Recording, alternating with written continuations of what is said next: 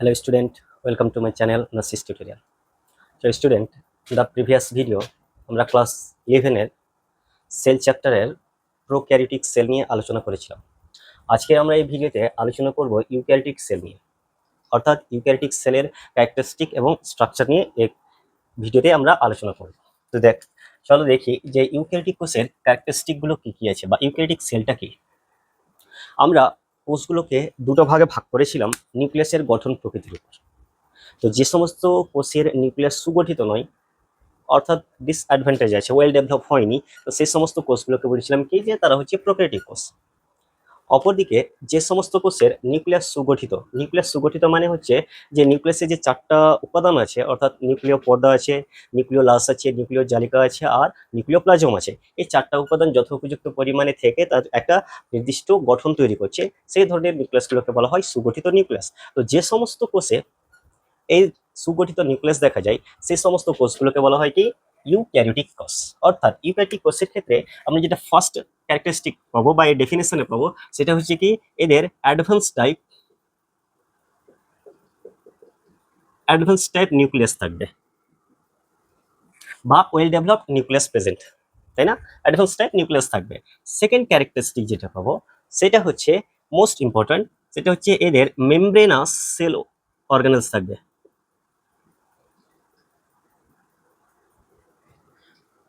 Membranous cell organelles present. Membranous cell organelles মানে কি? Membranous cell organelles মানে হচ্ছে যে বিভিন্ন ধরনের পর্দাবৃত্ত কোষীয় অঙ্গাণু পাওয়া যাবে। প্রোক্যারিওটিক কোষের ক্ষেত্রে পর্দাবৃত্ত কোষীয় অঙ্গাণুগুলো পাওয়া যেত না, অনুপস্থিত ছিল। কিন্তু ইউক্যারিওটিক কোষের ক্ষেত্রে কি হবে যে যেগুলো কোষীয় অঙ্গাণুতে পর্দা থাকে সে সমস্ত অঙ্গগুলো প্রেজেন্ট হবে। যেমন ধরো মাইটোকন্ড্রিয়া আছে, প্লাস্টিড আছে, এন্ডোপ্লাজমিক জালিকা আছে, গোলজি বস্তু আছে, লাইসোজোম আছে, আরও অন্যান্য কোষীয় অঙ্গাণুগুলো পাওয়া যাবে। অর্থাৎ আমরা ইউক্যারিওটিক কোষের একটা অ্যাডভান্স টাইপ ক্যারেক্টারিস্টিক পাবো, সেটা হচ্ছে এদের মেমব্রেনাস সেল অর্গানেলসগুলো থাকবে, অর্থাৎ পর্দা ঘেরা কোষীয় অঙ্গাণু উপস্থিত থাকবে। থার্ড নম্বর যে ক্যারেক্টারিস্টিকটা পাবো সেটা হচ্ছে ইউক্যারিওটিক কোষের রাইবোজোম। ইউক্যারিওটিক কোষের রাইবোজোম থাকে কি ATS টাইপ, ATS প্রকৃতির। প্রোক্যারিওটিক কোষে রাইবোজোমটা কি প্রকৃতির ছিল? প্রোক্যারিওটিক কোষে রাইবোজোমটা ছিল 70S প্রকৃতির, কিন্তু ইউক্যারিওটিক কোষে এটার মান হবে ATS প্রকৃতির। বোঝা গেছে? ফোর্থ যদি আমরা ক্যারেক্টারিস্টিক দেখি যে ইউক্যারিওটিক কোষের ফোর্থ নম্বর যেটা ক্যারেক্টারিস্টিক সেটা কি হবে? সেটা হচ্ছে যে এই ইউক্যারিওটিক কোষের যেটা রেসপিরেশন ঘটে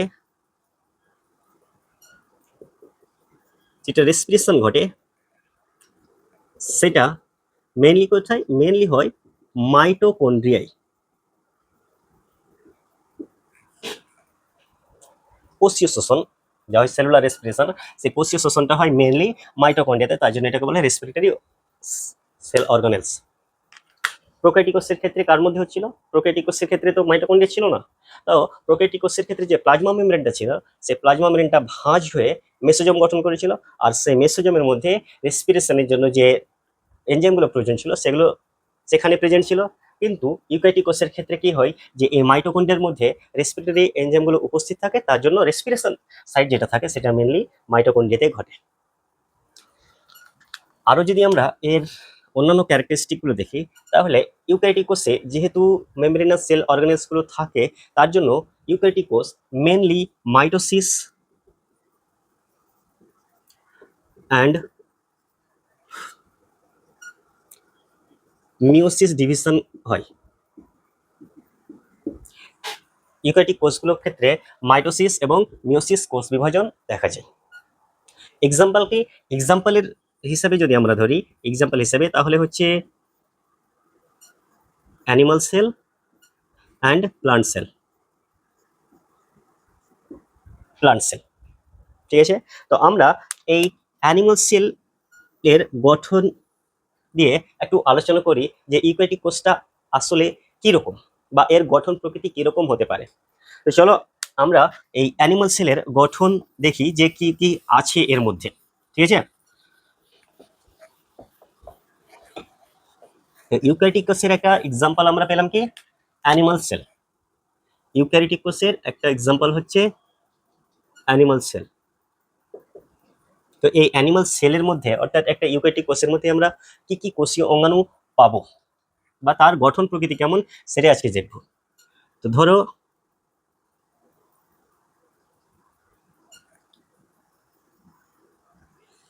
এটা একটা অ্যানিমাল সেল, ঠিক আছে। তো এই অ্যানিমাল সেলের সবচেয়ে বাইরের দিকে যে কোষীয় অঙ্গাণুটা থাকবে সেটা হচ্ছে কি প্লাজমা মেমব্রেন। প্লাজমা মেমব্রেনটা কি দ্বারা গঠিত? এটা মূলত হচ্ছে লাইপোপ্রোটিন দ্বারা গঠিত, অর্থাৎ লিপিড ও প্রোটিন দ্বারা গঠিত। এর বাইরের দিকে কোনো আর আস্তরণ থাকে না অ্যানিমাল সেলের ক্ষেত্রে, কিন্তু সেটা যদি প্লান্ট সেল হয়, প্লান্ট ইউক্যারিওটিক সেল হয়, তাহলে এর বাইরের দিকে একটা আমরা কোষ প্রাচীর বা সেল ওয়াল পাবো। যেহেতু আমরা অ্যানিমাল সেলের গঠন নিয়ে আলোচনা করছি, তার জন্য আমরা শুধুমাত্র অ্যানিমাল সেলের সবচেয়ে বাইরে যেটা মেমব্রেনটা পাবো সেটা হচ্ছে প্লাজমা মেমব্রেন, যা ফসফোলিপিড দ্বারা গঠিত। এই প্লাজমা মেমব্রেনের ভিতরের দিকে কি থাকে? একটা লিকুইড থাকে, তাই না? অর্থাৎ অ্যানিমাল সেলের ভিতরে লিকুইড থাকে। এই লিকুইডটার নাম কি? এই লিকুইডগুলোকে বলা হয় সাইটোপ্লাজম।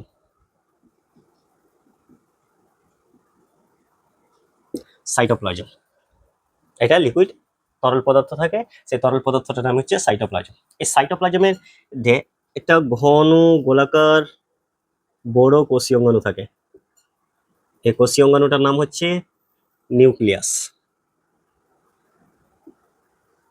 নিউক্লিয়াস অর্থাৎ ইউক্যারিওটিক কোষের মধ্যে আমরা নিউক্লিয়াস পাবো। নিউক্লিয়াসটা কেমন থাকবে? সুগঠিত থাকবে। সুগঠিত মানে হচ্ছে একটা নিউক্লিয় পর্দা থাকবে, তার মধ্যে নিউক্লিয় ছিদ্র থাকবে, কম ছিদ্র থাকে, এর ভিতরে একটা আরো ঘন গোলাকার অংশ থাকে যেটার নাম হচ্ছে নিউক্লিওলাস। নিউক্লিওলাসের চারিদিকে ছড়িয়ে ছিটিয়ে জালক থাকবে, সেগুলোকে বলা হয় ক্রোমাটিন জালিকা বা নিউক্লিয় জালিকা। এবং এর মধ্যেও তরল পদার্থ থাকবে, নিউক্লিয়াসের মধ্যেও তরল পদার্থ থাকে, সেই তরল পদার্থগুলোর নাম হচ্ছে নিউক্লিওপ্লাজম। অর্থাৎ নিউক্লিয়াসে আমরা চারটা অংশ দেখতে পাবো। কি কি? একটা হচ্ছে নিউক্লিয় লেমা বা নিউক্লিয় মেমব্রেন, একটা হচ্ছে নিউক্লিওপ্লাজম, একটা হচ্ছে নিউক্লিয় জালিকা বা ক্রোমাটিন জালিকা, আর একটা হচ্ছে নিউক্লিওলাস। তো এই হচ্ছে আমাদের নিউক্লিয়াস, যা ইউক্যারিওটিক কোষে পাওয়া যায় এবং সেটা সুগঠিত থাকে। এই নিউক্লিয়াসের সঙ্গে লেগে থাকে কি থলির মতো একটা অংশ পাওয়া যায়,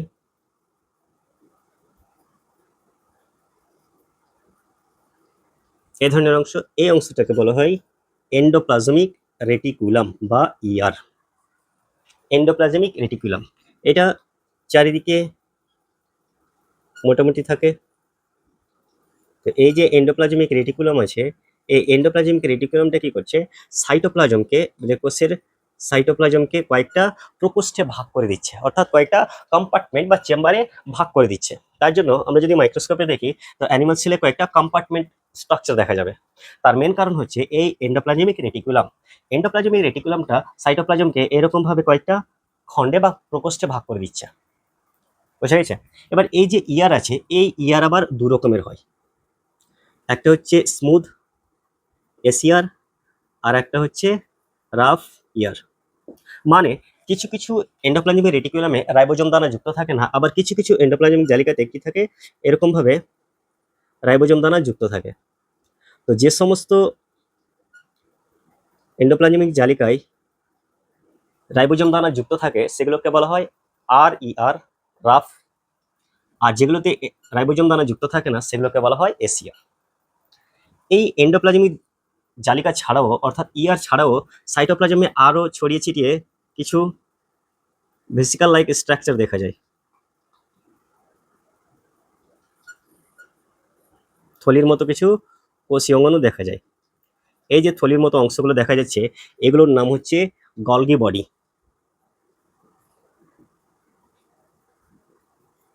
গলগি বডি, ঠিক আছে। এই গলগি বডির কাজ হচ্ছে কি? সিক্রেশন করা, সেল ভমিটিং এ সাহায্য করে। কোষের মধ্যে যদি কোনো কিছু তৈরি হয় তাহলে সেটাকে কি করে? সিক্রেট করে, এনজাইম সিক্রেট করবে।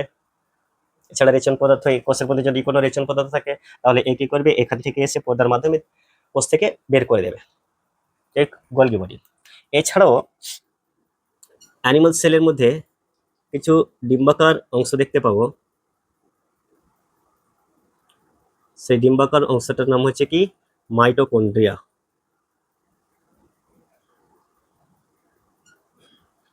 এই যে কোষীয় অঙ্গাণুগুলো আছে এই কোষীয় অঙ্গাণুর নাম হচ্ছে মাইটোকন্ড্রিয়া। মাইটোকন্ড্রিয়া দেখতে পাবো। এই মাইটোকন্ড্রিয়ার কাজ কি? অবভিয়াসলি শোষণ করে, শোষণের সাহায্যে আমাদের কোষে শক্তি উৎপন্ন করে। তার জন্য মাইটোকন্ড্রিয়াকে কি বলা হয়? কোষের শক্তিঘর, পাওয়ার হাউস। মাইটোকন্ড্রিয়া ছাড়াও কিছু একক পর্দাবৃত কোষীয় অঙ্গাণু থাকে। একক পর্দাবৃত কোষীয় অঙ্গাণু যেগুলো থাকে সেগুলোর নাম হচ্ছে লাইসোজোম। লাইসোজোম। লাইসোজোমের কাজ কি? লাইসোজোমের কাজ হচ্ছে জারণে সাহায্য করা বা কোনো জীবাণু যদি যায় তাকে মেরে ফেলা, অথবা যেগুলো জীর্ণ কোষ হয়ে গেছে, উইক সেল আছে, কোষগুলো বয়স হয়ে গেছে, দুর্বল কোষ আছে, সেই কোষগুলোকে মেরে ফেলা। তো লাইসোজোম অনেক সময় কি করে, যে কোষটা থাকে সেই কোষটাকে ধ্বংস করে দেয়। তার জন্য লাইসোজোমকে বলা হয় সুইসাইডাল ব্যাগ বা আত্মঘাতী থলি। এগুলোর সম্বন্ধে আমরা আবার পরে ইন ডিটেলসে আলোচনা করব। শুধুমাত্র আজকে আমরা অ্যানিমাল সেলে কি কি কোষীয় অঙ্গাণুগুলো দেখা যায় সেগুলো দেখাচ্ছি, ঠিক আছে? এছাড়াও এই যে নিউক্লিয়াস আছে এর এখানে পাইপের মতো 90 ডিগ্রি অ্যাঙ্গেলে থাকে আর একটা কোষীয় অঙ্গাণু দেখতে পাওয়া যায়। এই যে কোষীয় অঙ্গাণুটা দেখা যায় এর নাম হচ্ছে কি? এর নাম হচ্ছে সেন্ট্রোজোম। সেন্ট্রোজোম কি করে? সেন্ট্রোজোম আমাদের দেহে যখন কোষ বিভাজন হয় তখন সেখান থেকে বেমতন্তু গঠনে সাহায্য করে। মাইটোসিস কোষ বিভাজন হবে বা মিয়োসিস কোষ বিভাজন হবে, তো সেই কোষ বিভাজনের সময় এই সেন্ট্রোজোমটায় থেকে বেমতন্তু গঠিত হবে, যার ফলে ক্রোমোজোমগুলো দুই বিপরীত মেরুর দিকে যেতে পারবে। ওকে, তবে একটা কথা মনে রাখবে যে প্রাণী কোষ যে আছে অ্যানিমাল সেলে যদি সেল ভ্যাকুয়ালগুলো থাকে সেগুলো খুবই ছোট থাকে অথবা থাকে না বললেই চলে। অ্যানিমাল সেলে প্লাস্টিড থাকে না, তাই না? যা ক্লোরোফিল যেখান থেকে হয়, সে ক্লোরোপ্লাস্টিড বলো বা ক্রোমোপ্লাস্টিড বলো বা লিউকোপ্লাস্টিড, অর্থাৎ কোনো ধরনের প্লাস্টিড কোষীয় অঙ্গাণুটা থাকে না। তো যদি আমরা একটা প্রাণী কোষ দেখি তাহলে একটা প্রাণী কোষের মধ্যে এই সমস্ত কোষীয় অঙ্গাণুগুলো আমরা দেখতে পাবো। এই যে কোষীয় অঙ্গাণুগুলো পেলাম এখানে, এই সমস্ত কোষীয় অঙ্গাণুগুলো নিয়ে আমরা ডিটেলসে পরবর্তী ভিডিওগুলোতে আলোচনা করব। ওকে, আজকের মতো এটুকুই। যদি ভিডিওগুলো ভালো লেগে থাকে তাহলে অবশ্যই লাইক করো, কমেন্ট করো, শেয়ার করো বন্ধুদের সঙ্গে এবং চ্যানেলটাকে সাবস্ক্রাইব করো। Thank you.